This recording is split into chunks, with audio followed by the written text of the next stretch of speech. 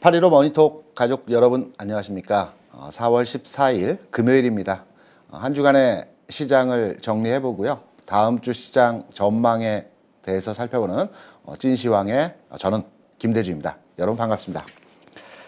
요즘 들어서 굉장히 졸립습니다. 제가 집이 아니면 사무실 같은 데서 이제 잠깐의 낮잠도 자지 못하는 스타일인데요. 요즘 들어서는 제가 사무실에서 낮에 잠깐 잠을 잡니다. 이게 나이가 들어서 그럴까 생각을 해봤는데 그건 아니고 운동 부족인 것 같습니다. 봄이 돼서 좀 나른한 면이 있는 상황에서 뭐 점심 먹고 이런 과정에서 좀 졸리는 상황이 이제 있는데요. 우리가 주식을 투자하면서 체력이 관건입니다. 제가 어렸을 때는 20대 30대 주식 했을 때는 장중에 많은 움직임에 대해서 아주 유유적절하게 대응을 했던 적이 있었습니다. 반면에 이제 나이가 들고 나서부터 시장에 대해서 아주 능동적으로 집중해서 2시간 이상 시장을 관찰하지 못합니다.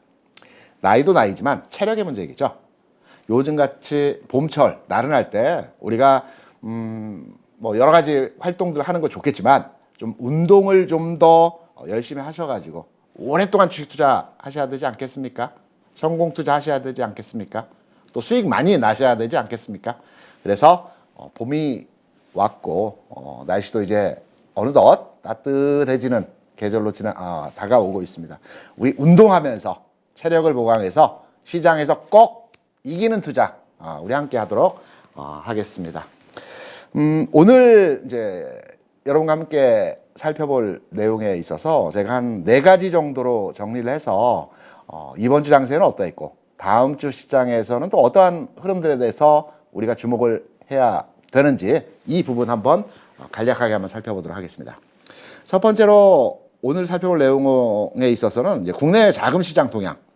왜 자금 시장 동향이 중요하냐면요. 최근에 달러 약세로의 현상이 진행됐죠. 반면에 원달러는 달러 약세 현상에 비해서 오히려 약세가 진행되는, 그러니까 1,300원 이상권에서 가격 진행이 나타나는 기존의 달러와 반대 현상이 약화되는 모습들을 보여줬습니다. 어제 나왔죠. 국민연금에서 스와핑, 통화 스와핑을 통해서 환율 조절을 한다는 내용으로 어제 환율 시장에서의 상황이 하락의 큰 폭이 나타났고요. 오늘도 여기에 대해서 반응하는 현상을 보여주면서 1,300원 이하로 내려가는 과정에서의 모습이 나타났고 미국 달러 인덱스 시장에서도 전 저점을 깨는 흐름에서의 모습이 진행이 되었습니다. 이 부분이 시장을 해석하는 내용에 있어서 상당히 중요한 내용입니다. 그러기 때문에 국내외 자금 시장 동향으로 시장을 분석하는 내용으로 하나의 초점을 맞춰서 여러분께 말씀을 드릴 거고요. 두 번째는 최근에 종목 간의 순환매가 진행이 되면서 핵심 우량주, 대형주죠. 극대형주라고 볼 수 있는 종목들의 움직임이 바닥 대비해서 부분 흐름에서의 긍정적인 모습의 주가 상황이 진행이 되고 있습니다. 그래서 핵심 우량주 전망, 그리고 과거에 핵심 우량주 종목들이 어떠한 패턴의 형태를 가지고 주가가 움직였는지. 주식시장은 우리가 주가 분석을 하고 미래에 대한 가격치를 예상하는 것이 과거의 주가 흐름을 가지고 미래의 가격을 대입해서 판단하는 것이 기술적 분석이라고 말씀을 드렸죠. 이 기술적 분석의 판단으로 시장을 어느 정도까지는 예상하고 예측하는 부분이 가능하기 때문에 핵심 우량주 전망 이전에 개인 투자자 분들께서 뭐 삼성전자이든 카카오이든 현대차이든 관련한 종목에 대해서 많은 투자가 이루어졌기 때문에 이 종목의 주가 사례를 판단해서 지금 현 위치에서 어떠한 대응을 가지고 접근해야 되는지 이와 관련된 내용을 한 번 더 체크해 보도록 하겠습니다. 그리고 향후 시장, 앞으로 시장 어떤 형태의 모습이 될지 제가 이미 한 달 전에서부터 여러분께 말씀드렸던 부분이 시장은 점진적인 상승 단계에서 흐름이 진행될 것이고 2600포인트 전후로 해서는 시장의 체질이 개선된다. 패러다임이 바뀐다. 분위기가 전환되는 흐름의 모습이 나타날 것이라는 측면에서의 전체 시장에서의 큰 흐름을 말씀드렸기 때문에 좀 더 깊이 있게 어떤 종목으로 어떤 섹터의 그 내용으로 시장을 우리가 대응을 해야 되는지 이제 5월이 앞에 다가왔기 때문에 4월까지의 흐름에서 2,600포인트 전후로한 지수 상승이 나타난다는 측면을 설명을 드렸습니다. 그러면 우리가 이제 5월장을 준비해야 되겠죠. 그래서 5월 시장에서 관심을 갖고 시장의 변화에 발맞추어서 투자의 포인트를 잡아가는 이러한 내용으로 오늘 4가지 부분에 대해서 살펴보도록 하겠습니다. 첫 번째이죠. 제가 앞서 첫 번째 말씀드린 부분이 이제 그 환율, 달러, 국제 금융시장에서의 동향, 최근까지 상황 하에서 달러 인덱스 측면에서의 기존의 강세 기조에서 약세 기조로의 전환이 되었습니다. 반면에 원 달러의 상황은 1,300원 위에서 움직이는 상황으로 이 반대로의 현상이 나타났죠. 여기에 대해서 기관 투자자들이 시장에 적극적으로 들어오지 않는 상황에서의 모습이 나타났습니다. 여기에 대한 내용은 지난 3월 23일에 미국의 금리 인상이 있었습니다. 이때의 파월 의장의 메시지가 기존까지는 물가를 잡는 수단에 있어서 금리로 물가를 잡아가겠다. 이런 메시지로 시장을 정리했습니다. 그런데 지난 3월 23일에 메시지에 주된 내용은 여러 가지가 있었지만 기존까지는 금리라는 수단으로 물가를 잡았지만 이제부터는 통화 정책으로의 방법으로 물가를 잡겠다라는 측면으로 메시지를 시장에 던졌습니다. 이러한 내용으로 국내 원달러 시장에서의 환율 측면에서의 흐름들이 달러 인덱스는 약세로 전환되는 반면에 우리 환율은 비교적 약세를 반영하지 못하는 이러한 내용에서의 움직임이 만들어졌습니다. 그러한 과정에서 어제, 오늘 1,300원 수준에서의 가격을 이탈해서 하향 그 가격 전환의 모습이 나타났기 때문에 환율이 하락할 때는 기관 투자자들이 적극적으로 시장에 들어올 수 있는 여건이 마련되는 환경이 된다는 측면에서의 말씀을 드렸죠. 그래서 조금 더 우호적인 상황에서 흐름이 나타나고 있다라는 측면으로 시장에서의 그 환율 전반에 대한 내용을 한번 체크해 드렸고요. 두 번째는 금리입니다. 제가 한두 달 전에 그 미국에서 나오는 지표들에 대해서 분석을 해드리면서 뭐 이제는 미국의 환율이나 금리에 대해서 크게 우리가 주요하게 판단할 필요는 없을 것이다. 왜? 시장에 영향을 주는 내용이 아니기 때문에 앞으로는 이러한 내용으로 말씀을 드렸는데요. 마지막으로 한 번만 더 체크하고 이 부분이 시장에 영향을 줄 수 있는 내용에 대해서 설명을 마지막으로 한 번 더 드리도록 하겠습니다. 금리. 지금 보시는 그 좌측과 우측에 있는 금리가 한국의 3년 만기 국고채 기준이 되는 금리죠. 오른쪽에는 미국의 10년물 국채금리입니다. 우리가 이제 시장에서 금리 얘기를 할 때 주로 기준금리를 많이 얘기하죠. 정부에서 우리는 금통위, 미국에서는 FOMC 회의에서 금리를 결정합니다. 시장에 나오는 뉴스를 판단해 보게 되면 한미 금리가 역전이 되었다. 물론 기준금리 상으로는 역전이 되었습니다. 그래서 외화가 유출될 가능성이 있다라는 측면으로 시장에서 시황들이 많이 나오고 있죠. 다른 얘기입니다. 틀린 얘기입니다. 왜냐하면 시장에서는 기준금리가 있습니다. 정책금리라고 하죠. 정부에서 발표하는 금리가 있습니다. 하지만 시장에서 통용되는 금리가 있죠. 우리가 은행에 가서 예적금을 할 때 기준금리로 적용받지는 않지 않습니까? 그때 상황마다의 통용되는 금리가 있습니다. 이 기준이 되는 금리가 우리나라는 3년물 국고채이고요. 미국은 10년물 국고채가 기준이 되는 금리입니다. 여기에 플러스 마이너스 알파를 해서 예적금을 우리가 하게 되는데요. 이 금리가 금융시장에 영향을 주는 지표입니다. 그래서 이 금리의 상황이 어떠한지를 판단하는 것이 주식시장의 바로미터에 가늠하는 척도가 되는 것입니다. 기준금리가 아닙니다. 이런 맥락에서 볼 때 우리나라의 3년물 국고채 금리는 최근에 움직임 자체가 3.2% 수준에서 등락의 모습을 보여주고 있습니다. 주식시장이 좋기 위해서는 환율시장이든 채권시장이든 예상 가능 흐름에서의 움직임이 나타나야 되고요. 일정 범위 내에서 급격한 상승 하락이 나타나지 않는 범위 내에서의 움직임이 나타날 때 주식시장이 아주 좋습니다. 환율이 내려가고 금리가 내려간다라고 해서 주식시장이 좋은 것이 아니고요. 예측 가능 범위 내에서의 금융시장 진행이 되었을 때 주시장이 좋습니다. 왜? 큰 돈들, 시장을 움직이는 큰 돈들 있죠. 이 큰 돈들은 1차적으로 투자되어지는 상품이 외환시장, 환율시장에 먼저 투자가 되어지고요. 두 번째로 금리, 안정적이면서 일정 수준의 수익률을 생산해낼 수 있는 이 채권시장에 투자가 되어집니다. 그리고 나서 주시장에 들어오고, 그리고 파생시장에 들어가고요. 그리고 등등등등등 시장에 자산이 투여하게 됩니다. 이럴 때 환율시장과 채권시장이 불규칙적으로 움직임 자체가 생성이 된다고 하면 시장에 돈이 들어오지 않게 되는 것입니다. 다른 자산에 투자가 되어지게 되죠. 뭐 예를 들어 금이나 원유나 또는 제3의 상품에 대해서 투자를 하게 되는 겁니다. 예측 가능한 시장에 대해서 투자를 하게 되어집니다. 하지만 환율이든 금리든 채권이든 안정적 흐름에서의 예상 범위 내에서의 수준에서의 움직임이 진행이 될 때 여기에 돈이 들어오게 됩니다. 이 돈이 다시 주시장에 넘어가는 형태로의 진행이 되게 되는 겁니다. 그래서 환율과 채권 시장은 예상 가능 흐름에서의 모습이 나타나야 되고, 그리고 일정 범위 내에서 안정적으로 흐름이 나타날 때 주식시장이 좋아지는 것입니다.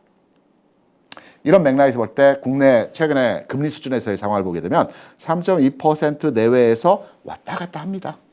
크게 변화 없습니다. 주시장의 가장 좋은 금리 수준은 대략적으로 4%에서 3% 사이에서 국내 금리가 움직일 때 가장 좋은 주시장에 대한 영향도를 줄 수 있는 환경이라고 말씀드렸죠. 미국 같은 경우에도 최근 3.4% 전후에서 안정적으로 움직이고 있습니다. 시장에서 나오는 여러 가지 지표 내용 기사들은 있지만 채권 시장에서 금리는 그렇게 크게 변화의 움직임이 나타나지 않고 있습니다. 그래서 주시장이 움직이는 것입니다. 그러면 지금 이제 우리가 채권 금리를 지금 지켜보고 있지 않습니까? 그러면 지금 수준에서의 금리가 과연 코로나 이전, 그러니까 정상 시장, 우리가 코로나를 거치면서 조금 비정상 성격에서의 시장을 경험을 했죠.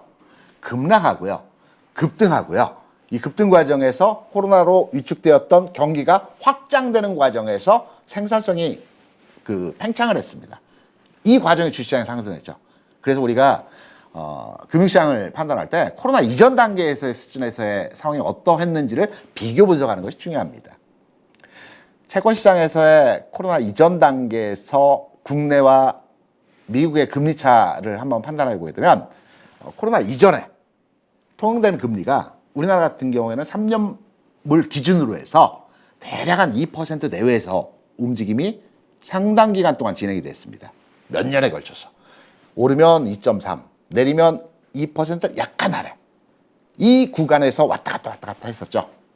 미국은 3년물과 10년물이기 때문에 당연히 10년물이 높아야 되죠. 그렇기 때문에 미국은 지난 코로나 이전 단계에서의 금리 수준이 대략적으로 3% 내외에서 왔다 갔다 했습니다. 경기 상황 코로나 이전 단계 나쁘지 않았습니다. 전체 세계 경제 추세에서 있어서도 상당히 흐름의 모습이 좋은 수준에서의 상황이었습니다. 그렇다면 국내 금리 기준으로 해서 판단할 때 코로나 이전 수준이 2%, 그러면 지금 3.2%, 좀 이 스프레드, 격차가 있죠. 미국 같은 경우에는 코로나 이전에 미국의 금리가 평균적으로 3%였습니다. 지금은 3.4%입니다. 그러면 우리가 이 금리 수준, 그러니까 코로나 이전 단계에서의 금리 수준을 판단해 봤을 때 우리 금리는 코로나 이전 단계 수준보다도 상당히 2% 대비해서 지금 3.4%이기 때문에 상당히 높은 수준에서 위치해 있다고 볼 수가 있죠. 미국은 코로나 이전 수준에서의 금리 차와 지금의 금리 수준이 별 차이 없습니다. 그렇다고 본다면 돈이, 여러분께 말씀드릴 때 물은 위에서 아래로 흐르지만 돈은 아래에서 수익이 높은 상품으로 이전이 된다는 말씀드렸죠. 그렇다면 한국의 금리 수준이 투자 메리트 측면에서 미국보다 더 투자 매력이 있다라는 상태로의 해석이 가능하겠죠. 왜? 시장이 정상 시장으로 이제 움직일 것으로 뭐 다들 예측을 합니다. 저도 마찬가지고요. 정상 시장이라 하면 경제 수준의 상황이 이제 안정적으로 금리 인상에 대한 영향도에서 벗어나서 흐름의 상황이 조금씩 좋아지는 형태로 진행이 된다는 측면으로 말씀을 드린 것입니다.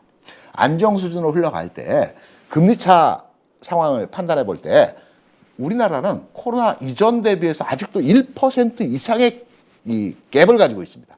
미국은 0.4%의 갭을 가지고 있습니다. 그렇다면 내가 돈을 가지고 있는 자산가인데 어느 시장에 투자를 하겠습니까? 당연히 현재 수준의 금리가 더 높게 평가되고 있는 한국 시장에 투자하겠죠. 그래서 외국인 투자자들이 최근 내에서 뭐 매수 매도 번갈아서 하고 있지만 금리 상황 차에 대해서 자산이 빠져나가지 않는 겁니다.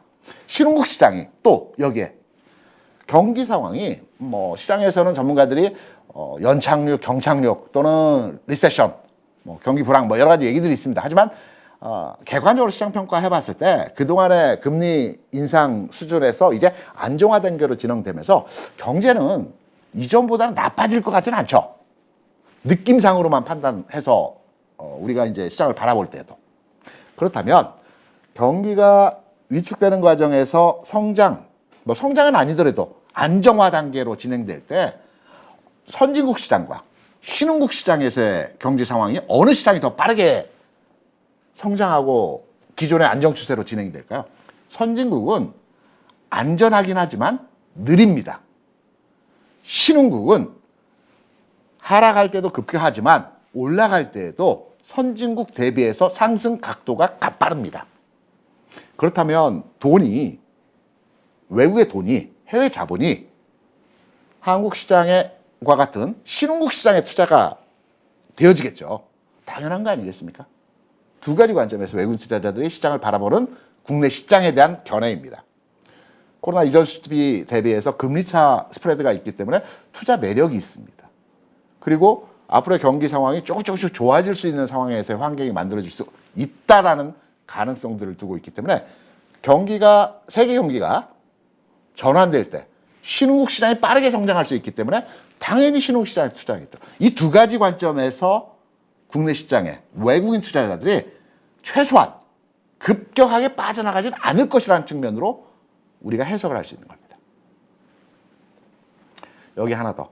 기관을 한번 바라봐야 되죠. 우리가 시장을 판단하고 평가할 때 양주체, 기관과 외국인이 가장 집중력이 강하죠. 실제로 주시장에서 가장 많은 돈을 투자해서 시장을 운용하는 집단은 개인입니다. 65%의 비중으로 개인 투자자들이 시장을 참여하고 있습니다. 하지만 집중력이 약하죠. 지수 관여도, 시장을 끌고 갈 수 있는 선도 세력의 흐름을 가져가지는 못합니다. 자산은 개인에 비해 작지만 집중력이 있는 외국인과 기관이 특정 종목 위주로 해서 강하게 매수를 하기 때문에 그래서 시장을 끌고 갈 수 있는 선도 세력인 것입니다. 외국인은 말씀드렸고요. 그럼 기관을 한번 판단을 해보겠습니다. 기관 투자자들은 뭐 여러 가지 변수들이 있습니다. 하지만 최근에 이제 주요하게 바라보는 지표는 환율입니다. 이 환율에 대한 기관 투자자의 선호도는 제가 여러 차례 말씀드렸지만 기관 투자자들은 현재 투여된 자산의 대부분에 그러니까 반절 정도에 달하는 자산은 해외 자산에 투자되어 있습니다. 국민연금 같은 경우도 한 900조에 달하는 투자 자산 중에서 대략 반절, 400조에서 500조 정도는 해외 자산에 투자되어 있고요. 여기에는 이제 부동산, 채권, 주식시장 뭐 등등등 여러 가지 대체 상품 등에서 대해서 투자되어져 있고 반절은 국내에 투자되어져 있습니다. 그래서 합산의 수익률을 만들어냈죠. 뭐 최근에 지난해 국민연금에서 손실률이 많이 났다고 하는데 최근 10년 동안의 국민연금 수익률을 보게 되면 엄청난 수익률입니다. 지난해 워렌 버퍼트 한 8% 정도 손실을 봤다고 하죠. 그 투자의 대가 측면에서도. 국민연금에서 일정 부분 손실이 나긴 했지만 지난해 시장이 워낙 안 좋았죠. 선방한 겁니다.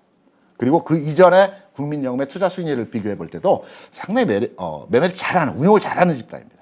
국민연금 같은 경우에 또 기관 투자자들 입장에서 볼 때도 해외 투자 자산이 한 반절 정도 진행이 되기 때문에 환율 변동에 대해서 굉장히 민감합니다.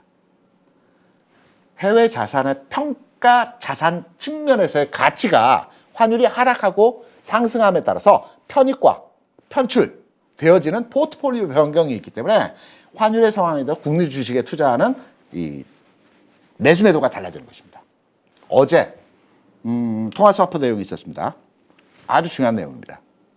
우리가 과거에 이제 통화스와프 협정을 미국과 한번 맺었고요. 일본과도 한번 맺었습니다. 이때의 시장 상황을 살펴보게 되면 우리나라는 기본적으로 국가 경제 체제 자체가 원자재를 수입해서 가공해서 수출하는 형태의 경제 체제를 가지고 있죠. 그렇기 때문에 환율 상황에서의 문제가 굉장히 안정돼야지만이 경제 흐름의 자체가 안정되게 성장할 수 있는 배경이 되는 것입니다. 그래서 어제 나왔던 국민연금과 통화스와프, 금액은 아주 크지는 않습니다만은 이 부분이 시장 안정화에 기여할 수 있는 영향으로 굉장히 중요하게 판단을 하고 있습니다. 그래서 어제 흐름에서 이 관련 내용이 나오면서 기존의 달러 인덱스 대비해서 시장에서 원달러의 흐름이 미국 파월이 말한 것처럼 앞으로의 정책은 통화정책으로 해서 물가를 잡아가겠다. 그래서 미국 이외의 국가들, 특히 달러 인덱스를 포함하고 있는 유럽이나 파운드화나 호주 달러나 캐나다 달러 같은 경우는 그래도 흐름을 같이 하는 형태에서의 모습이었지만 달러 인덱스 바스켓에 들어가 있는 종목이 아닌 다른 나라의 환율들은 이 흐름에서 좀 빗겨난 상황에서의 모습들이 진행이 되었습니다. 그래서 원달러 환율이 최근 내에서 달러 인덱스는 약세로 전환한 반면에 원달러는 1,300원 이상에서 계속 움직인 겁니다. 약세면 강세가 돼야 되겠죠. 근데 약세인데 약세로 같이 갔던 겁니다. 그래서 시장이 기관들이 적극적으로 시장에 들어오지 못했던 겁니다. 매수했다가 매도하고 장중에도 팔았다가 사고 이런 현상도 나타난 겁니다. 하지만 어제 오늘 해서 추세 흐름이 변화하는 형태에서의 모습이 나타났죠. 아주 긍정적인 시그널입니다. 그런 기관과 외국인이 시장을 바라보는 관점에서 이들이 시장에 들어올 수 있는 환경이 어느 정도 조성돼 있죠. 그러면 결과치로 시장을 판단해 볼 때 이번 주 상황 하에서 제가 앞서 말씀드린 내용과 2600포인트 전후로 해서 시장에서의 어떤 단기 고점 만들어지는 내용과 두 번째 말씀드렸던 기관 외국인 투자 관점에서 시장 환경의 내용이 좀 역설적일 수 있는 내용으로 판단이 되겠죠? 아닙니다. 이 부분 말씀드리기 위한 내용으로 여러분께 설명을 드릴 겁니다. 시장은 기관 외국인이 시장에 들어올 수 있는 우호적 환경이 개선되었지만 이 환경에서의 내용이 계속해서 시장을 끌고 가겠다는 내용이 아니고요. 이들이 매도를 시장에 대한 하락으로의 접근이 아니고 매수를 하면서 시장에 부분 참여를 하겠지만 적극적으로 끌고 가는 장세. 이전의 시장처럼 유동성 장세라고 하죠. 돈에 의해서 주가 쫙 올라가는, 하루에 100포인트, 120포인트씩 올라가는 이런 장은 아니고요. 올라가더라도 최근 상황에서 지수 흐름 여러분들 잘 판단하시면 아시겠지만 올라가는 장에서도 10몇 포인트, 빠지는 장에서는 한 자릿수. 이전 같으면 3, 40포인트, 4, 50포인트 쉽게 움직일 수 있는 지수 흐름이었죠. 반면에 최근의 시장은 10포인트, 20포인트 내외입니다. 많이 오르면 20포인트 수준에서의 흐름이고요. 작게 움직이면 5%, 10%, 10포인트 이 정도 수준에서 움직임이 나타납니다. 이러한 흐름이 앞으로 진행될 것입니다. 이러한 흐름에서의 시장이 앞으로 계속해서 만들어지는 과정에 상황이 나타날 것입니다. 그래서 시장은 2600포인트 전후, 그러니까 상단부를 보게 되면 2680포인트가 될 것이고요. 하단부는 2580포인트가 되겠지만 이 범위 내에서의 고점을 만들어주고 5월, 6월, 7월, 8월까지 해서는 이 범위 내에서의 움직임에서 등락의 모습이 나타나는, 매도세가 나오지 않는 상황에서 시장은 크게 빠지지 않는 가운데에서의 등락. 그러면 시장 심리가 변하겠죠. 기존까지는 등락장의 상황 하에서의 모습들이 빠지지 않는다라는 시장 분위기가 아니었고 하락하다가 하락이 멈췄다라고 판단이 됐기 때문에 시장 자체에서의 출렁임 자체가 컸습니다. 하지만 지금은 시장이 바닥에서 일정 부분 올라와 있죠. 이러한 일정 부분 올라온 상태에서 시장의 투자 심리가 이제는 빠지진 않아. 최소한 언제 올라갈지는 모르겠어. 이러한 시장 분위기가 만들어지면 종목 장세가 만들어집니다. 종목들이 세게 올라가는 겁니다. 지수 연관도가 크지 않은 이러한 종목들 중심, 개별 종목 장세가 아니고요. 실적을 바탕으로 해서 우량주 성격에서, 핵심 대형주가 아니고 우량주 성격에서의 종목들이 이때 많이 올라가는 겁니다. 또 하나 시장의 체질이 받고 있는 부분을 한번 설명드릴까요? 최근의 장세를 한번 판단해 보게 되면 움직이는 종목의 가격권대가 과거 같은 경우는 1,000원대 또는 10,000원대 그 거래량 실리면서 주가 움직이는 개별 이슈 테마로 움직이는 종목들이 많았습니다. 거래량도 어마어마하죠. 5천만 주, 뭐 1억 주 이렇게 되는 종목들도 있었고요. 최근에 보면 시장을 주도하고 있는 핫한 종목들의 가격대가 어떠합니까? 고가권이죠. 물론 주가가 바닥에서 올라와서 고가권이 될 수도 있었다고 판단됐지만 대부분의 종목들은 최근 내에서의 움직임의 가격 차가 20만 원, 30만 원, 60만 원. 고가권의 종목들이 움직입니다. 거래대금이 늘어나고 있습니다. 이러한 분위기는 뭐냐면 시장에서 그간의 오랜 기간 하락 과정에서의 시장을 경험하면서 주식은 안전한 주식에 투자해야 되는구나. 안전한 주식이라 하면 그 해당 기업의 실적이 계속 나오고 있는 기업, 실적이 계속 성장하고 있는 기업, 안정적으로 매출이 일어나고 있는 기업, 이 회사에 투자를 해야 되겠구나 라는 시장의 심리가 변한 것이죠. 과거에는 이러한 심리가 아니고요. 저가주의지만 재료 가치에서 무슨 신약을 개발했대, 또는 어디에 투자되어진 자산이 뭐 어떻게 됐대, 또 기술 특허를 이번에 획득했대, 뭐 이런 내용으로 주가가 크게 움직이는 가능성이 있었습니다. 작년 같은 경우에도 곡물가 올라가고 원자재가 올라가면서 기대 심리에서 막 주가가 움직였죠. 실체는 없었지만 이러한 과정에 주가가 움직이는 장이 있고요. 기업 실적과 회사의 성장성을 배경으로 해서 주가가 움직이는 장이 있습니다. 이게 질적으로 굉장히 좋아지는 장입니다. 어떠한 업종의 종목이 움직이건 간에 고가권에 있는 안정적인 우량주인, 실적 기반으로 한 이러한 종목의 기업들이 시장을 주도하는 장세가 실적 장세이고요. 이러한 장이 굉장히 좋은 장입니다. 제가 목이 건조해져가지고 죄송합니다. 침이 잠깐 튀었던 것 같습니다. 이런 장이 좋은 장으로 가는 그 상황이라는 말씀을 드리고요. 환율 체크 한번 더 해보자. 오늘 환율 금리가 많다. 기본적으로 금융시장에, 특히 주식시장에 투자를 하면서 환율과 금리에 대한 상황을 어느 정도 틀을 잡으셔야 되는 겁니다. 한번 잡아놓게 되면 내가 죽을 때까지 우리가 이제 수학에 있어서 수학 공부를 하면서 최초에 이제 숫자를 배우고 그다음 구구단을 배우고 근해 공식을 배우고 2차 방정식을 배우고 이렇게 등등등 배우지 않습니까? 이러한 과정에서 최초의 기본 틀을 잡아놓으면 이 기본 틀 배경으로 해서 하나 업그레이드 될 수 있는 거지 않습니까? 그래서 금융시장을 움직이는 환율과 금리에 대한 부분은 한번 틀을 잡으셔야 됩니다. 무조건. 시간이 걸려도. 그래서 반복해서 계속 모르는 얘기여도 한 번씩 들어보시고 뭐 3번, 4번, 5번 듣다 보면 거기에 대한 감이 생깁니다. 제가 과거에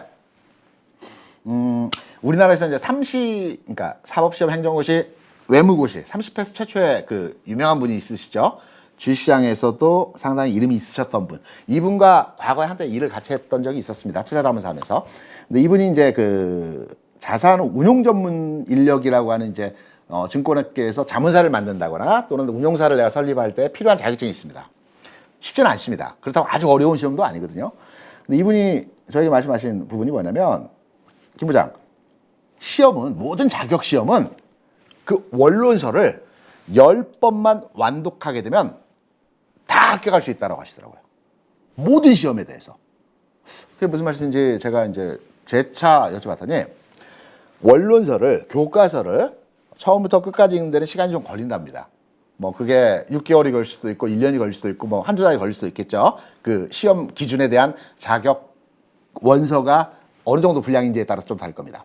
한 번 읽는 데는 일정 기간이 걸리지만 두 번째, 세 번째, 네 번째, 다섯 번째가 되면 완독 속도가 현저하게 줄어든답니다. 그래서 최종 10번째 수준에서의 그 완독 상황이 되게 되면 뭐 일주일 또는 2, 3일 내에 한번 정독을 할 수 있다는 겁니다. 써머리 되어 있고 핵심만 해놨기 때문에, 중요 포인트를 알기 때문에 10번을 완독하게 되면 떨어지는 시험이 없다는 겁니다. 그렇듯이 환율과 금리에 대한 부분도 한번 정리해 놓으시면요, 그 다음부터는 장황하게 모든 상황에 대해서 입력하실 필요 없고 딱 보면 딱 나옵니다. 그래서 환율 제가 앞으로 얘기 안 드리려고 하는데, 왜냐면 금리 환율만 얘기 들어도 머리가 아픕니다. 그런 분들 많으세요. 근데 아셔야 되는 거거든요. 중요합니다. 지금 환율 상황에서의 그림입니다. 지난 그 지수 3,000포인트에서 우리 환율은 1,200원 수준이었습니다. 지수 구조 측면에서 보면 시장이 안정화됐을 때 환율은 대략 1,200원 전후 시장에서의 가격 차가 진행될 때 굉장히 시장이 안정적입니다. 주시장을 말씀드린 거죠. 그리고 미국의 금리를 인상하면서 환율은 1,200원 수준에서 1,444원까지 급격하게 급등의 상황이 나타났습니다. 이때 주시장 빠졌죠. 그리고 최근 내에서 환율이 안정화됐고요. 첫 번째 하락이고요. 모든 금융시장의 상품들은 첫 번째 하락 다음에 두 번째 하락에서 시장이 안정됩니다. 고점 찍을 때도 마찬가지입니다. 첫 번째 하락이 나타났고요. 이때 주가지수 바닥을 찍었죠. 9월장에서 지난해.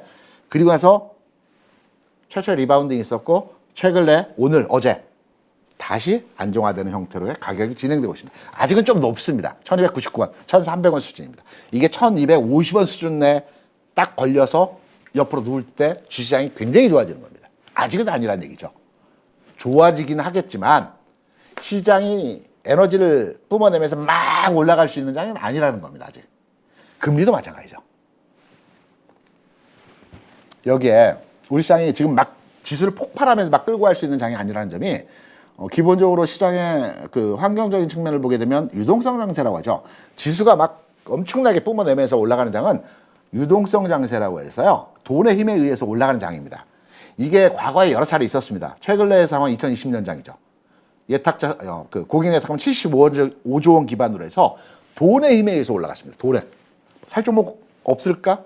돈이 남아도 그러니까. 지금 장은 고객 예탁금이 40조 약간 넘을 겁니다. 유동성 장세 아닙니다. 지금 실적 장세입니다. 실적 장세는 아까 말씀드렸죠. 시장 심리가 좋은 기업에 대해서 타겟팅을 하는 겁니다. 성장 가능성이 있지만 지금 돈을 벌고 있는 회사들. 주식은 무조건 안전이야. 기존은 리스크지만. 돈이 많았을 때는 시장에 돈이 넘쳐날 때는 하이 리스크 하이 리턴입니다. 위험이 큰 만큼 수익도 큰 거야. 하지만 시장에 돈이 줄어들고요. 위험을 한번 겪고 나면 사람들의 안전 심리가 높아집니다. 기업은 무조건 돈 버는 회사여야 돼. 안전한 회사여야 돼. 이 심리로 바뀌는 겁니다. 이게 실적 장세입니다. 그래서 지금 시장이 폭발적으로 움직이는 장이 아니라는 점이 우리나라 아까도 말씀드렸지만 원자재를 수입해서 가공해 수출하는 국가 형태이죠. 그래서 최근 내에서 가장 뉴스로 가장 크게 주목되고 있는 게 수출하고 무역수지입니다. 지금 보시면 수출하고 무역수지에 대한 내용입니다. 여러분께서도 이 데이터가 언제 나오는지를 한번 참고하셔가지고 매월 월초, 그러니까 3월은 3월 1일, 4월은 4월 1일 이때 수출 데이터가 정부에서 발표합니다. 그러니까 이번 4월은 4월 1일 날 나왔겠죠. 그리고 매월 15일, 오늘 14일이죠. 15일이 휴일입니다. 그러면 뒤로 밀립니다. 월요일 날 무역수지 데이터가 나옵니다. 정해져 있습니다. 우리나라. 매월 1일, 매월 15일 수출과 무역수지가 정부에서 발표합니다. 이 데이터는 한 번씩 참고하셔야 됩니다. 주식 투자를 하시면서. 동향을 알아야 되지 않습니까? 내가 뉴스 보고 물론 판단이 가능하겠지만 내가 찾아봐서 그 내용에 대해서 기준을 갖고 흐름을 잡아가는 게 중요한 겁니다. 그러면 4월에 나왔던 동향의 수출과 무역수지 관련한 내용을 살펴보게 되면 수출은 하반경직의 상황이 진행이 되고 있죠. 더 이상 나빠지지는 않습니다. 그렇다고 좋아지는 형태로의 진행도 아직 아닙니다. 5월 데이터를 봐야 되겠지만 하반경직의 모습이 나타나고 있습니다. 그러면 조금 더 나가서 우리가 이제 주간 단위로 수출 동향들을 정부에서 또 발표하기도 합니다. 4월 1일부터 4월 10일까지 짧게 해서 수출 관련, 우리나라 왜 수출 주도형 국가입니까? 4월 10일까지 나온 데이터를 또 한번 우리가 그 자료를 한번 접근해서 살펴보게 되면 좀 나아졌습니다. 3월보다. 좀 나아져. 아주 좋아진 건 아니지만 조금 나아졌습니다. 수출 동향에 의해서. 그러면 지금 보이시는 이 그래프의 곡선이 이렇게 좀 돌겠죠. 아직은 수출이 전년 동월 대비해서 이번 달 수출이 넘어서지는 못했습니다. 하지만 조금씩 하반경직성을 보면서 나아지겠죠. 그러면 5월, 6월, 7월, 8월 정도 되면 이 데이터가 상승 곡선을 그리면서 위로 돌파 흐름이 나타나겠죠. 이때는 주시장이 이제 경기 좋아지는구나 라고 판단해서 이때는 탄력적인 움직임의 상황이 나타날 수 있는 분위기가 만들어지는 것입니다. 무역수지도 마찬가지입니다. 무역수지도 지금 데이터 그 상황에서 그림을 보게 되면 지난 2월 데이터가 굉장히 최악의 상황에서의 모습이었습니다. 3월에 좀 나아졌습니다. 그리고 4월 10일까지 나온 데이터를 보게 되면 조금 더 나아졌습니다. 하지만 그 차가 크진 않습니다. 그렇다면 기본적으로 국내 산업의 구조적인 측면에서의 상황이 수출 주도적이죠. 이 수출 관련 데이터가 완벽하게 상향으로 돌아서지 않는 상황에서 지수가 시장이 폭발적으로 상승할 수 있는 상황에서의 모습은 아니라는 점입니다. 하지만 빠지지 않는다는 거죠. 제가 앞서 말씀드렸죠. 기관 외국인이 주식을 팔 수 있는 환경이 아니라는 얘기입니다. 그러면 정리해보면 빠지지 않을 것이다. 전제가 되죠. 상승하기 좀 부담스럽다. 그럼 결과적으로 봐서 시장은 빠지지 않으면서 상승이 좀 부담스러우면 계속 위를 태핑하겠죠. 두들길 겁니다. 상승하기 위해서. 그 시장의 흐름이 안정적으로 버티는 형태이죠. 기존의 바닥권에서 박스권하고는 좀 다릅니다. 여기에 대한 내용이 이제 그 4월 11일 날 며칠 전에 나왔던 신문을 저는 지금도 이제 그 페이퍼 신문을 보고 있습니다. 물론 인터넷 그 기사도 이제 체크하지만 페이퍼 신문과 인터넷 기사는 좀 다른 점들이 있어요. 많이 느낌적으로. 4월 11일에 나왔던 내용이고요. 수출 감소세지만 뭐 부분 데이터 상에서의 내용은 조금씩 바뀌고 있는 부분 이런 게 체크해 드렸고요. 전체 시장에 대한 그림은 제가 이 시간뿐만이 아니고 이전 시간 계속해서 여러 차례 말씀드렸던 부분으로서 한 가지 부분이 아니고 여러 가지 측면에서의 말씀들을 드렸죠. 왜 2600포인트를 설정해서 쉬어가는, 그러니까 하락보다는 옆으로 눕는 매물 소화라고 보통 얘기하죠. 이 과정에서의 기간이 필요한지를 여러분께 설명드렸던 부분이 있습니다. 월봉상으로 이평선이 정해지는 기간이기도 하고요. 그리고 일봉상으로 보더라도 지난 3000포인트에서 내려와서 여기서 많이 머물렀습니다. 이때 다시 주가 올라갈 줄 알았습니다. 저도 마찬가지였습니다. 근데 여기서 한 번 더 미끄러져 내려가죠. 금리를 이때부터 미국에서 0.75%씩 3번, 4번씩 인상을 했던 적입니다. 이때가. 처음에 0.25 했고, 0.5 했고, 0.75, 0.5, 0.25, 0.25. 이렇게 금리 인상을 했는데요. 급격하게 연준에서 물가에 이제 긴박하게 대처하기 위해서 자이언트 스텝 하면서 이제 주가 전 세계 시장이 하락을 했던 겁니다. 이때 상승할 걸로 판단해서 이때 거래가 굉장히 치열하게 됐던 구간입니다. 그래서 여기다 매물을 소화하기 위해서는 시간차가 필요합니다. 기간의 과정이 필요합니다. 심리적으로 이 부분을 해소되었다라고 판단될 수 있는 상황에서의 흐름이 필요한 겁니다. 그래서 지수 흐름적 측면에서도 이 구간이죠. 고점권이라고 볼 수 있는 지수는 뭐 한 2680대고요. 저점권이라고 판단되는 지수는 한 2600 정도 됩니다. 그래서 제가 보수적으로 2600이라고 말씀을 드린 겁니다. 2650까지 갔네? 돌파한 거 아니야? 이 부분이 아니고요. 제가 보수적으로. 주시장은 좀 보수적으로 잡아서 뭔가 메시지를 주는 게 중요하다고 생각합니다. 예를 들어 주가가 10만 원 갈 것 같은데 뭐 좀 더 업해서 얘기하는 부분들도 있죠. 근데 딱 그 생각을 합니다. 그 직전 단계에서 보통 우리가 주식을 팔 때 왼쪽 어깨, 머리, 오른쪽 어깨가 있는데 보통은 오른쪽 어깨에서 많이 팔으라고 얘기를 하죠. 근데 오른쪽 어깨는 타이밍을 한번 놓쳐버리면 쭉 밀려버립니다. 확인받고 매도하라고 보통 얘기하는데 그래서 저는 주식을 매도할 때 왼쪽 어깨부터 매도를 말씀을 드립니다. 그러면 왼쪽 어깨 팔고 내가 좀 나눠서 파는 거죠. 팔고 나 좀 올라갔어요. 아쉽죠. 하지만 머리 부분을 가면서 전체적인 매도를 하게 됩니다. 그리고 오른쪽 어깨에서 꺾어질 때 충분히 물량을 다 정리한 상황이 되는 것입니다. 원칙은 오른쪽 어깨 확인하고 매도이지만 통상적으로 주식에 임했을 때는 왼쪽 어깨부터 파는 것이 일반적으로 아주 안정적으로 판단할 수 있는 매도의 방법입니다. 그래서 저는 시장의 기준점을 말씀드릴 때도 최대치를 말씀드리는 게 아니고 최저치를 말씀드립니다. 그래야지 충분하게 시장에 적응해서 대응할 수 있는 것입니다.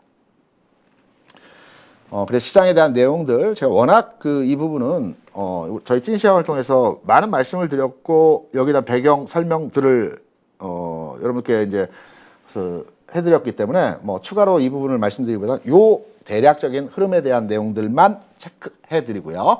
시장은 5월, 6월 뭐 한 3개월에서 한 5개월 정도는 이 구간에서 매물 소화하는 과정에서의 상황이 진행될 것이다.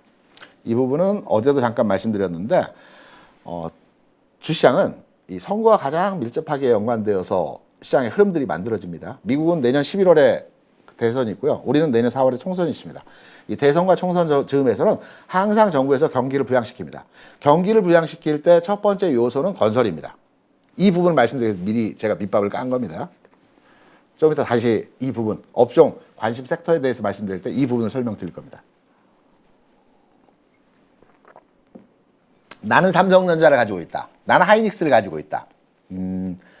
소부장이 아니고요.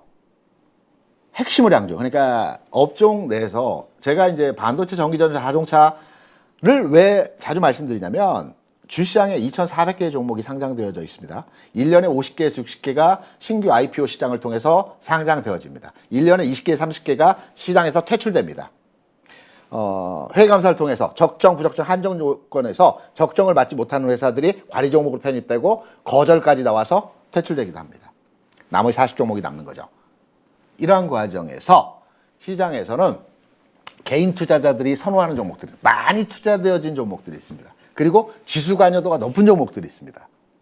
2,400개 종목에서 관리 종목, 거래 정지 종목, 우선주 뭐 등등등을 빼면 2,200개 종목이 전체 상장되어진 종목이 있습니다. 이 종목의 수 중에서 반도체가 123개 정도 됩니다. 반도체 관련주가 소부장도 포함되고요. 뭐 등등등등 해서 123개 정도 됩니다. 많죠. 전기전자가 110개에서 115개 됩니다. 디스플레이 포함해서. 많죠. 자동차가 100개가 넘습니다. 많죠. 제약바이오는 한 300개 됩니다. 근데 제약바이오는 코스닥에 주로 많이 등록 상장되어 있고요. 지수를 끌어갈 수 있는 영향력이 좀 작습니다. 그래서 시장에서 가장 핵심주라고 볼 수 있는 반도체, 전기전자, 자동차 이 업종의 종목들이 종목수가 굉장히 많고요. 지수를 끌고 갈 수 있는 영향력이 가장 크고요. 그래서 이 업종의 대표 성격에서의 섹터라고 말씀드린 겁니다. 뭐 중요 섹터 많죠. 이산지도 있고요. 어제 오늘 많이 올랐던 엔터주들도 엔터주는 한 50개 종목 20개 종목밖에 안 됩니다. 게임주가 한 50개 종목 되고요. 그러니까 종목수가 작습니다. 지수 영향력이 크지 않습니다. 그래서 영향력이 큰 반도체, 전기전자, 자동차를 많이 말씀드린 겁니다. 삼성전자 특히나 개인 투자자들이 550만 명의 투자자들이 현재 투자되어진 종목이기 때문에 중요도 측면에서 여러분께 말씀을 드린 거고요. 삼성전자 주가를 보게 되면 2,600포인트 선 근처 이제 고점 라인 찍을 때 핵심 우량주, 지수 관련 대형주, 지수 민감도가 큰 종목들 여기서 매도를 하자는 측면을 말씀드렸습니다. 그리고 나서 수익률 게임, 종목 장세에 대비한 전략적 포트폴리오 변경을 하자는 말씀을 드렸던 겁니다. 5월, 6월, 7월에 시장 상황은 개별 소형주 테마주가 아닌 실적을 기반으로 한 중형주급의 종목들이 아주 빠르게 진행되는 시장에서의 모습이 나타날 수 있기 때문에 관련한 종목으로 수익을 극대화해야 되는 장인 겁니다. 지수의 장이 아닌 거죠. 그래서 제가 포트폴리오 변경을 말씀드린 겁니다. 삼성전자, 나 가지고 있을 거야 그냥. 나는 삼성전자에 대해서 계속 사는 관점이야. 굳이 팔고 싶잖아. 맞습니다. 나는 자산도 좀 있고 이렇게 왔다 갔다 하는 거 싫고 어차피 빠지지 않고 시간차일 뿐이지 궁극으로 올라간다면 그냥 가지고 있겠어. 정답입니다. 좀 능동적으로 대응하겠어. 난 시장에 좀 빠르게 좀 운영하겠어. 그럴 때 말씀을 드리는 부분입니다. 그래서 오해 없으시길 바라는 측면이고요. 삼성전자의 주가를 판단해 보게 되면 최근에 뭐 무겁다 하지만 5만 원 초반에서 6만 5천 원까지 한 30% 올라왔습니다. 의외로 30% 정도 올라왔습니다. 많이 올라왔죠. 반도체, 전기전자, 자동차. 1차 저항은 6만 7천 원 구간입니다. 여기 쉽게 뚫기 어렵습니다. 6만 7천 원 돌파, 매물 소화하면서 7만 원까지 구간에서 이 매물을 소화하는 과정이 5, 6, 7, 8월 된다는 얘기죠. 이 과정이. 그러면 뻗어나가지 못하고 이 과정에서 매물을 소화하는 기간에 상황이 진행이 된다면 능동적인 측면에서는 좀 왔다 갔다 해도 되겠죠. 삼성전자 움직임이 이런 현상이고요. 나 LG전자 가지고 있다. LG전자 최근 핫하죠. LG전자가 7만 7천 원 저점이고요. 12만 원까지 왔습니다. 그러면 지금 뭐 한 40% 정도 올랐나요? 꽤 많이 올랐죠? 주가적 측면에서 바닥에서 대비해 보면 LG전자의 주가 흐름을 보게 되면 12만 원, 12만 5천 원 구간이 저항이 굉장히 센 구간입니다. 이게 여기 소형주 같은 경우는 아주 작은 개별주 같은 경우는 이거 쉽게 뚫어버립니다. 거래 빡 실리면서 그냥 가격 무시하고 뚫어버리거든요. 대형주는 그러지 못합니다. 절대 그러지 못합니다. 저항 구간. 제가 주식 투자하면서 기술적 분석 하나만 알고 하자면 저항선과 지지선이나 말씀드렸습니다. 요거 하나만 알아도 주식 투자하는데 굉장히 편리합니다. 이 저항 구간 돌파 쉽게 못합니다. 기간차 필요합니다. 반면에 지지선도 굉장히 강합니다. 여기 최근에 한 2달 정도 계속 탄탄하게 다져진 11만 원대 지지선입니다. 올라갔다 밀렸다 올라갔다 밀렸다 하겠지만 12만 원과 11만 원 사이에서 등락의 모습이겠죠. 약간 고점은 12만 5천 원. 자동차 조금 더 올라가다. 제가 이전에 자동차를 설명드릴 때 조금 더 올라가서 앞으로 긴다는 말씀드렸죠. 자동차 내에서도 완성차 흐름이 있고요. 부품주 흐름이 좀 다릅니다. 성격이. 현대유아 같은 거 굉장히 강하죠. 만도 같은 경우에 모습들 괜찮죠. SL이나 화신 같은 종목들 화신 같은 신고가 돌파하고 가고 있죠. 제가 말씀드린 것은 대표주, 핵심 우량주 말씀을 드린 겁니다. 마찬가지로 저항 구간이 21만 원대입니다. 그러니까 한 번에 돌파하기 쉽지 않습니다. 시간 필요합니다. 매물 소화 과정 필요합니다. 이러한 과정에서의 핵심 우량주의 종목이고요. 포스코홀딩스도 좀 다릅니다. 포스코홀딩스에 대한 해석의 관점이 좀 많이 다릅니다. 근데 저는 기본적으로 2차전지 관련 업종으로 판단해서 이제 해석하는 분들도 많이 계시겠지만 이거 최근의 상황이죠. 포스코홀딩스의 기본 종목의 성격은 가치주의고요, 전통주의고요, 산업주의고요, 그리고 경기 개선 관련 민감주의입니다. 이 사업이 뭐 최근 몇 개월 사이에 확 바뀌었습니까? 아니거든요. 이 분위기에서 주가가 약간 더 레벨업이 될 수 있는 상황에서 펌핑되는 작용을 할 수는 있을 것입니다. 하지만 기본적인 대표주는 가치주, 산업주, 전통주의 성격에서의 대장주입니다. 신고가입니다. 앞에 2020년도 코로나 이후에 주가 한번 레벨업 됐을 때 고점 돌파했습니다. 거의 고점 근처거든요. 우상향 신고가 패턴입니다. 중간중간 쉴 수는 있겠지만 좀 더 우상향 패턴으로 더 가야 된다는 거죠. 지수 연관도가 아주 깊지 않습니다. 그리고 철강 업종 자체가 종목의 수나 지수 관련 비중이 그렇게 높지 않습니다.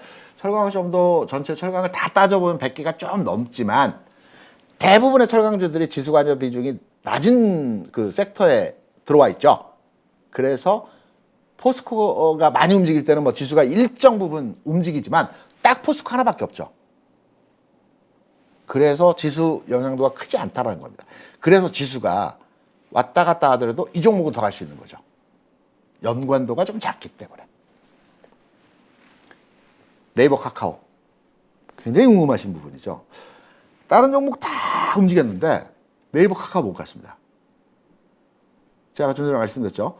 국내에서 가장 많이 투자되어진 종목이 1번이 삼성전자 550만 명, 2번이 180만 명 카카오, 3번이 50만 명 현대차일 겁니다.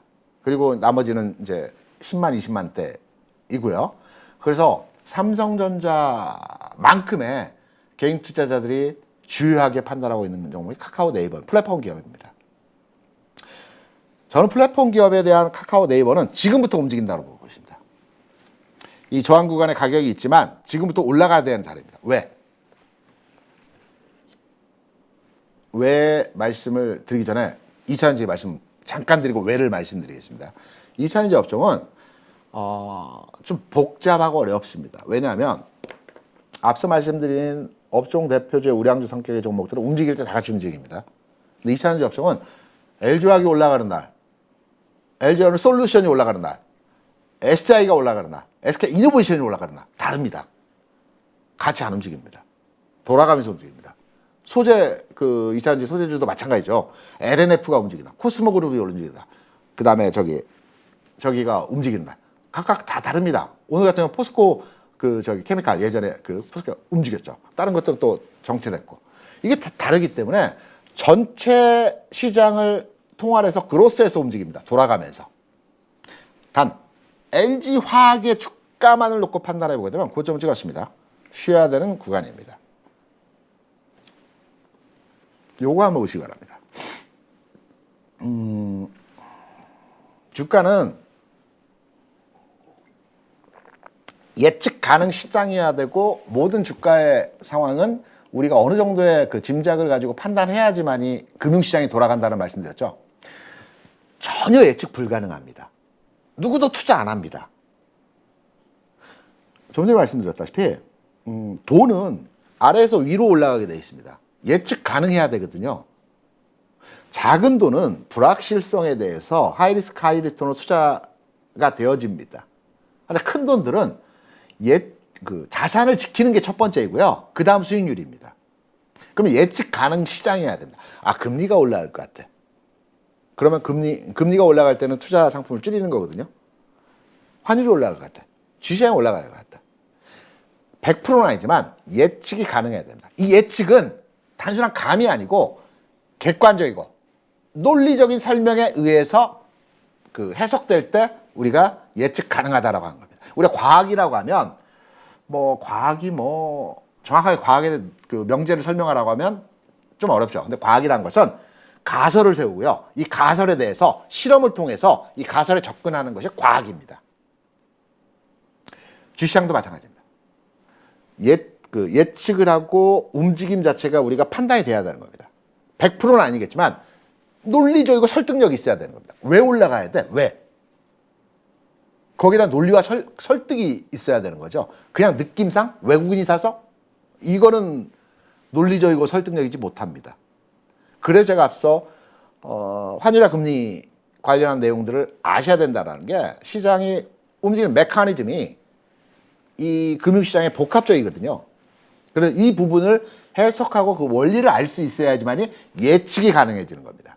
그리고 이 예측을 기반으로 해서 논리적이고 설득력 있게 우리의 생각을 정리해낼 수 있는 거죠. 유튜브에서 추천해서 방송에 나와서 신문에 좋은 기사들 나와서 이거는 다른 각도인 거죠. 그래서 예측 가능한 시장이어야만 하고요. 금융시장은 예측 가능 시장은 과거에 움직였던 패턴을 기반으로 해서 미래의 주가를 예측하는 겁니다. 그러면 과거의 시장에서 어떻게 움직였는지 한번 긴 흐름이 아니고 좀 짧은 흐름으로서의 상황을 한번 판단해 보겠습니다. 2020년부터의 그림입니다. 코로나죠. 주가 급락했습니다. 정상가로 회복입니다. 급락, 급등, 완만턴. 이게 주가 패턴이거든요. 모든 주가는 급락하고요, 급등하고요, 완만하고요, 턴합니다. 턴오버. 이 패턴을 모두 가지고 있고 급락, 급등, 완만턴. 제가 여러분께 몇 가지 말씀드리는 게 있습니다. 고점 매수, 저점 매도, 급락, 급등, 완만턴. 이런 패턴들이 다 나오는 것들이 있거든요.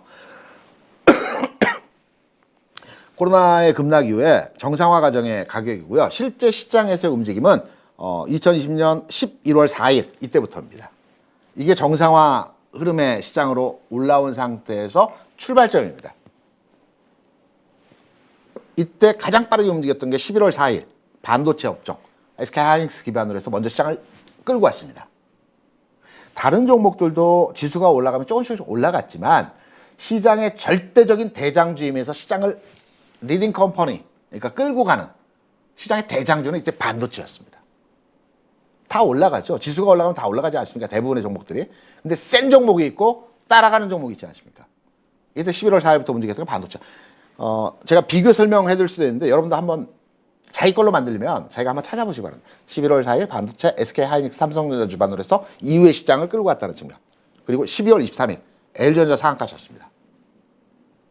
대단하죠. 제 기억에 23일인가 24일 왔다 갔다 하는데요. 제가 이제 숫자 암기 잘하는데 우리 지수 2021년 11월 11일 3166, 2022년 6월 24일 3316. 숫자를 제가 좀 외우는데 왔다 갔다 합니다. 23일, 24일. 그 전후일 겁니다. LG전자 상한가 쳤습니다. 이때 전기전자 끌고 왔습니다. 세게. 시장을 선도했죠. 대장주였죠. 삼성전자, 하이닉스도 이때 움직였습니다. 같이. 하지만 흐름에서의 주도하는 업종의 종목은 두 번째로 전기전자, LG전자가 움직였죠. 세 번째, 1월 4일에 부품주 중에서 위아, 만도 뭐 상한가 쳤을 거고요. 완성차, 그 현대 기아차가 굉장히 셌습니다.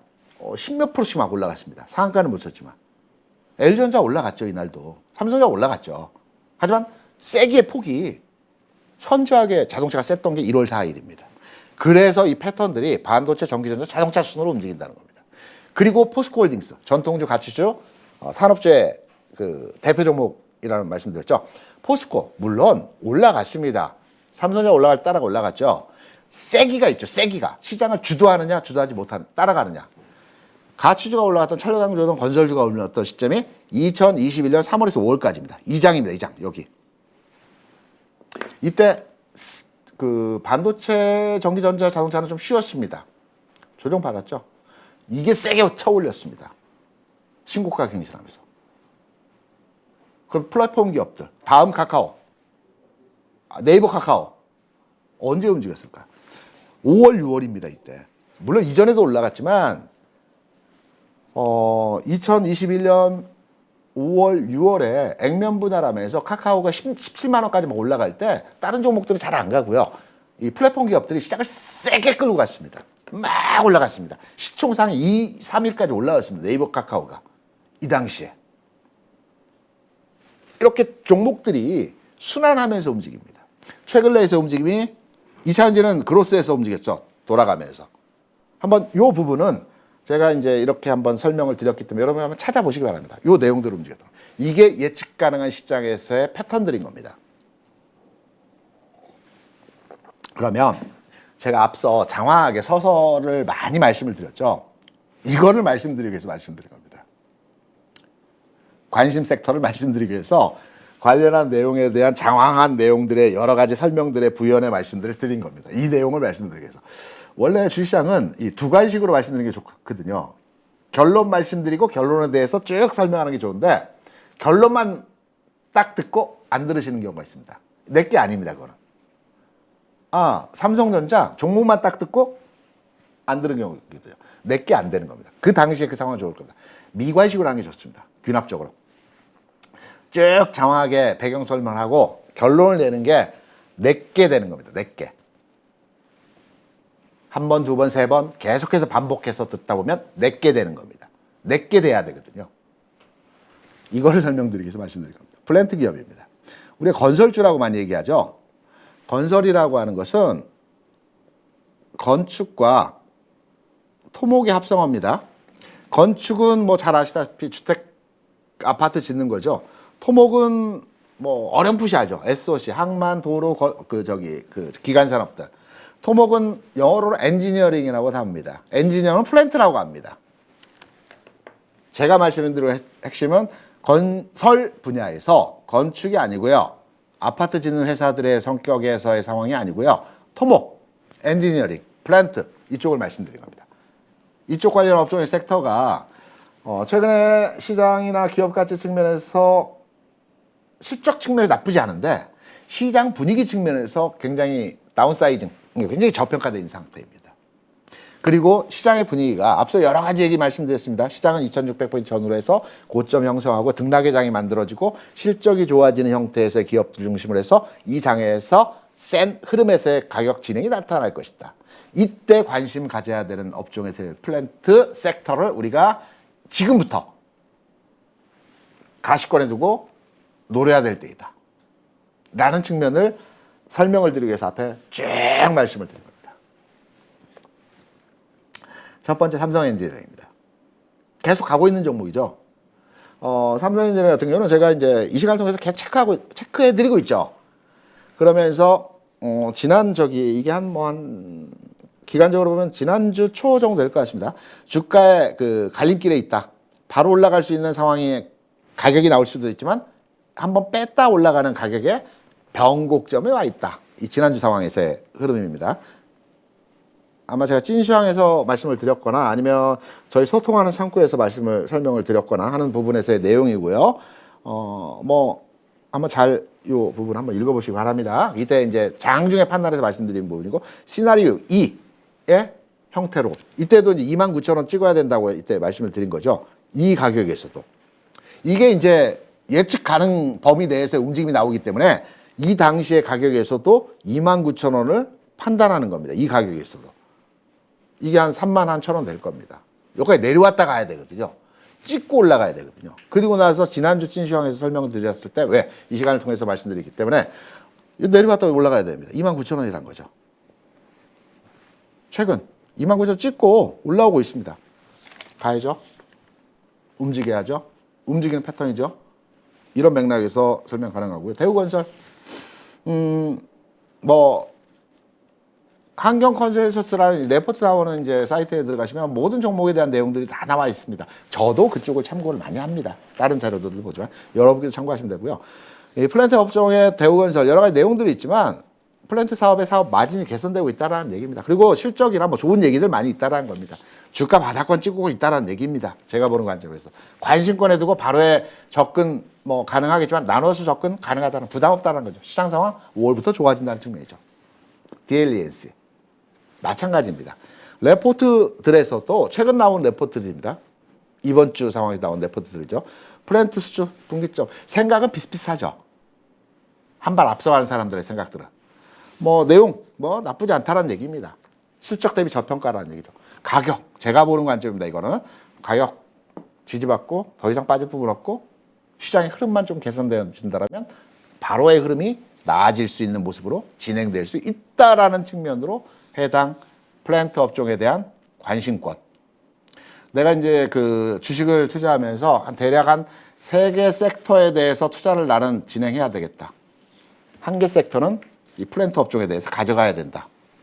라고 생각을 하는 부분입니다. 나머지 2개의 섹터는 제가 이 찐시황을 통해서 이후에 한 번 더 체크하고 설명드리겠습니다. 3개 정도는 가져가셔야 되거든요. 5, 6, 7, 8장 체크하시면서 이 3종목을 다 살아내 이 3종목 내에서 관심권에 두고 한 종목 정도는 편입해야 되는 시점에서의 장이 앞으로 올 것이다 라는 측면으로서의 설명을 드렸던 부분입니다. 오늘은 여기까지입니다. 어떻게 많은 제가 말씀을 드렸고 앞에 장황하게 여러 가지 설명들을 말씀을 드렸는데 도움이 되셨는지 참 모르겠습니다. 제가 주시장에서 오랜 기간 제도권 증권사에 있었고요. 많은 경험을 통해서 이제 저 나름대로의 이제 잘한다라고는 모르지만 많은 경험을 통해서 그 시행착오하고 학습을 했습니다. 다른 사람의 매매, 다른 이의 어떤 형태 들들들해서 학습을 했습니다. 그래서 제가 매매는 잘 못할지는 모르겠지만 이 컨설팅 어드바이스에 대해서는 누구보다 잘한다라고 보고 있습니다. 잘 봅니다. 주말 시간에 시간 되실 때 날씨도 좋고 좀 운동하시고 활동하시고 여행 나갔다 오셔서 저녁 시간에 오늘 방송 한 번 더 하시다 보면 내게 되는 시점이 틀림없이 온다라고 저는 자신할 수 있습니다. 이번 주 시장 나쁘지 않았습니다. 비교적 괜찮았습니다. 다음 주 시장도 마찬가지 흐름에서 진행이 될 것 같습니다.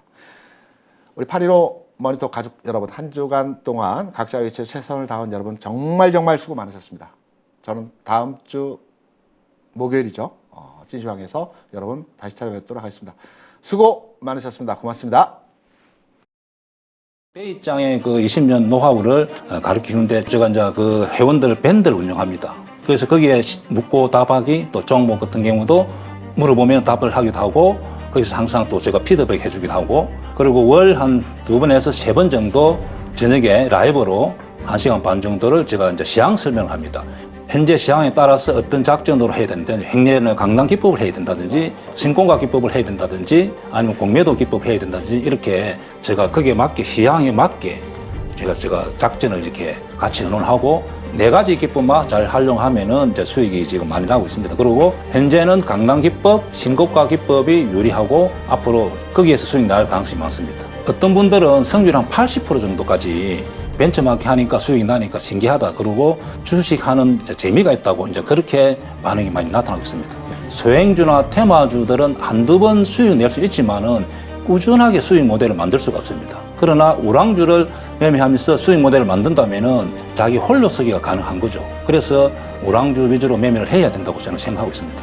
그냥 시황에 따라서 적절하게 이제 할 수 있도록 제가 교육을 시키고 홀로 설 수 있도록 하는 것이 제 교육의 목표입니다. 하여튼 열심히 해서 개인 투자자들이 돈을 벌 수 있도록 제가 노력하겠습니다.